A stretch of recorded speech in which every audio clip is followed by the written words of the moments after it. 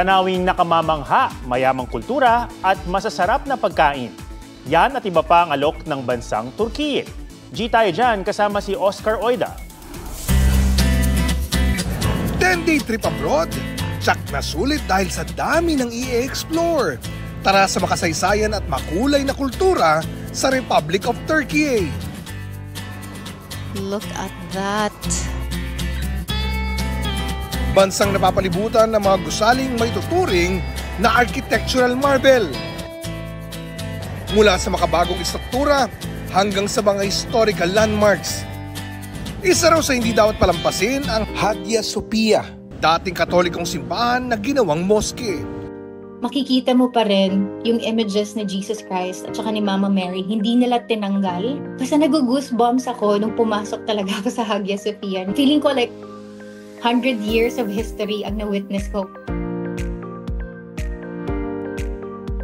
Walang basagan ng trip sa babasaging trip na pwedeng dayuhin para mamili ng Turkish ceramic. Makukulay, iba't ibang hugis at dekalidad ang kitchenware, figurines at iba pang mapagpipilian. Magpalutang-lutang sakay ng hot air balloon sa Cappadocia. Nakakalula sa una, pero mas malulula sa ganda ng tanawing makikita. Nakakamanga ang bawat sulok. Pero pagdating namin doon, ang daming magagandang place. Like kahit saan ka mag-stop, picture perfect yung location. Sa Bosporus Cruise in Istanbul, mas mapagmamasdaan ang ganda ng Turkey. At syempre, subukan ang iba't ibang Turkish cuisine.